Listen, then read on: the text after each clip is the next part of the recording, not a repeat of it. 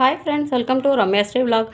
இன்றைக்கி நம்ம ஒரு சூப்பரான ஸ்வீட்டு, நம்ம உடனே சட்டுன்னு செய்யக்கூடிய ஸ்வீட்டு. நம்ம வீட்டுக்கு திடீர்னு யாராவது கெஸ்ட்டு வந்துட்டாங்கன்னா நம்ம சட்டுன்னு ஒரு ஸ்வீட் செய்யணும்னு ஆசைப்பட்டோம்னா நம்ம உடனே செய்யக்கூடிய ஒரு ஸ்வீட்டு செய்ய போகிறோம். வாங்க என்னென்னு பார்ப்போம். நல்லா டேஸ்டியான அருமையான ரவா கீர் செய்ய போகிறோம். ரவா பாயாசம்னு சொல்லிக்கலாம், ரவா கீர்னு சொல்லிக்கலாம். ஒயிட் ரவையை வச்சு சூப்பராக செய்ய போகிறோம். வாங்க எப்படி செய்கிறோம் என்ன செய்கிறோன்னு பார்ப்போம். எல்லாம் நம்ம வீடியோக்குள்ளே போகிறதுக்கு முன்னாடி நம்ம சேனலுக்கு சப்ஸ்கிரைப் பண்ணுங்கள். சப்ஸ்கிரைப் பண்ணிட்டு பக்கத்தில் இருக்க பெல் பட்டனை ப்ரெஸ் பண்ணுங்கள். அப்போ தான் நான் போடுற வீடியோ உங்களுக்கு உடனே வரும். வாங்க வீடியோக்குள்ளே போகலாம். இங்கே பாருங்கள், நான் வந்து ஸ்டவ்வில் ஒரு கடாய் வச்சுருக்கேன். கடாய் சூடானதுக்கப்புறம் ஒரு 2 ஸ்பூன் அளவுக்கு நெய் விட்டுக்கலாம்.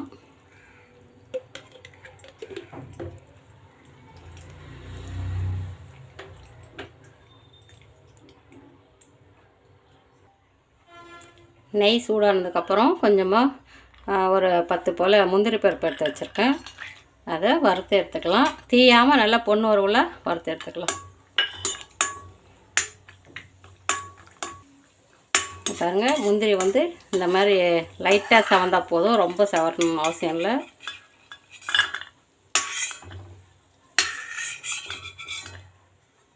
இப்போ முந்திரி எடுத்து ஓரமாக வச்சிடலாம். இப்போது அதே நெய்யில் வந்து ஒரு 1/4 கப்பு அளவுக்கு ரவை, வெள்ளை ரவை, அதை போட்டு நல்லா வறுத்துக்கலாம். தீயக்கூடாது, கலர் மாறக்கூடாது, ஆனால் நல்லா வறுபட்டு இருக்கணும்.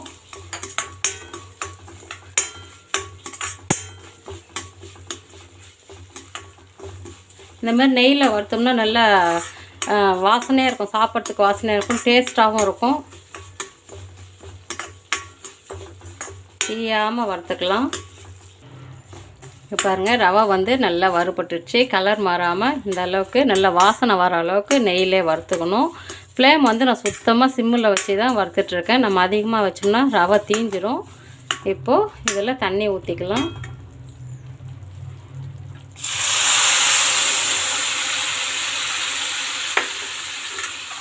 நான் வந்து ஒரு 1/2 டம்ளர் தண்ணி ஊற்றிருக்கேன். பச்சை தண்ணி தான், சுடு தண்ணிலாம் இல்லை, பச்சை தண்ணி தான்.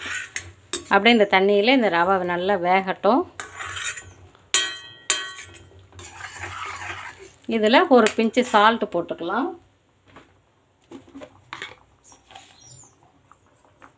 நம்ம எந்த ஸ்வீட் செஞ்சாலும் அதில் வந்து ஒரு பிஞ்சு அளவு சால்ட்டு போட்டால் தான் அந்த ஸ்வீட்னஸ் எடுத்து கொடுக்கும். நல்லா ரவை வேகட்டும். இப்போ பாருங்கள், ரவை வந்து நல்லா வெந்துடுச்சு.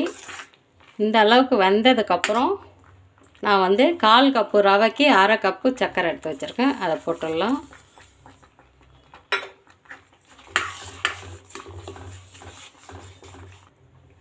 பாருங்கள், சர்க்கரை நல்லா கரைஞ்சிடுச்சு. இப்போது நான் காய்ச்சி ஆற வச்ச பால் வந்து ஒரு 1/2 கப்பு அளவுக்கு ஊற்றிக்கிறேன். காய்ச்சி ஆற வச்ச பால் தான்.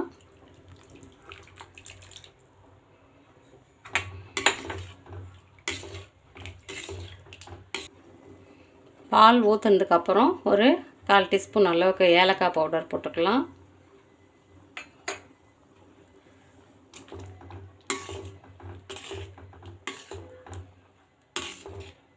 ஏலக்காய் பவுடர் போட்டனால நல்லா ஒரு வாசனை, நல்லா கம்மன்னு பாயாசத்துக்கெலாம் வந்து ஏலக்காய் பவுடர், எந்த ஸ்வீட் செஞ்சாலும் நீங்கள் ஏலக்காய் பவுடர் போடுங்க, நல்லா கம்மன்னு வாசனை வரும். இப்போது அதில் வந்து கலருக்காக நான் வந்து குங்குமப்பூ சேர்க்க போகிறேன். குங்குமப்பூ போட்டோம்னா ஒரு எல்லோ கலர் வரும், நல்ல ஒரு ஃப்ளேவரும் வரும், அரோமாவும் வரும், வாசனையும் வரும், கலரும் வரும்.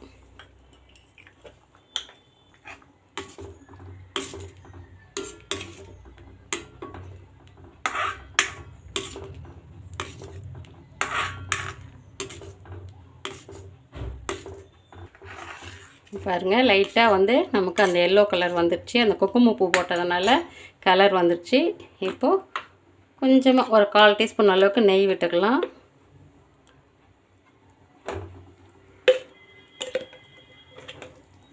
இதில் நம்ம வறுத்து வச்ச முந்திரி பருப்பும் போட்டுடலாம்.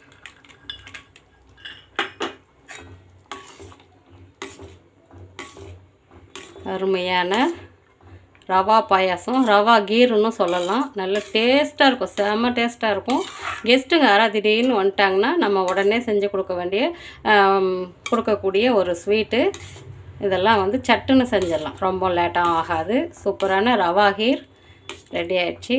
ரவா கீர், ரவா பாயாசம் எப்படி வேணாலும் சொல்லிக்கலாம், நம்ம இஷ்டம் தான். இங்கே பாருங்கள், நம்ம சூப்பரான ஸ்வீட் செஞ்சுருக்கோம். செம்ம டேஸ்ட்டாக இருக்கும். குழந்தைங்களாம் நல்லா விரும்பி சாப்பிடுவாங்க. அந்த அளவுக்கு அருமையாக இருக்கும். கெஸ்ட்டுங்க திடீர்னு வந்துட்டாங்கன்னா நம்ம சட்டுன்னு செய்யக்கூடிய ஸ்வீட்டு. நமக்கு ரொம்ப டைமும் எடுக்காது. நம்ம உடனே வீட்டில் இருக்க பொருளை வச்சு சூப்பராக செஞ்சிடலாம். இந்த மாதிரி செஞ்சு குழந்தைங்களுக்கு கொடுங்க. நீங்களும் சாப்பிட்டு என்ஜாய் பண்ணுங்கள். இந்த வீடியோ உங்களுக்கு பிடிச்சிருந்தா லைக் பண்ணுங்கள், ஷேர் பண்ணுங்கள், சப்ஸ்கிரைப் பண்ணுங்கள். வீடியோ பிடிக்கலனாலும் ஒரு லைக் பண்ணுங்கள், தப்பு இல்லை. தேங்க்யூ.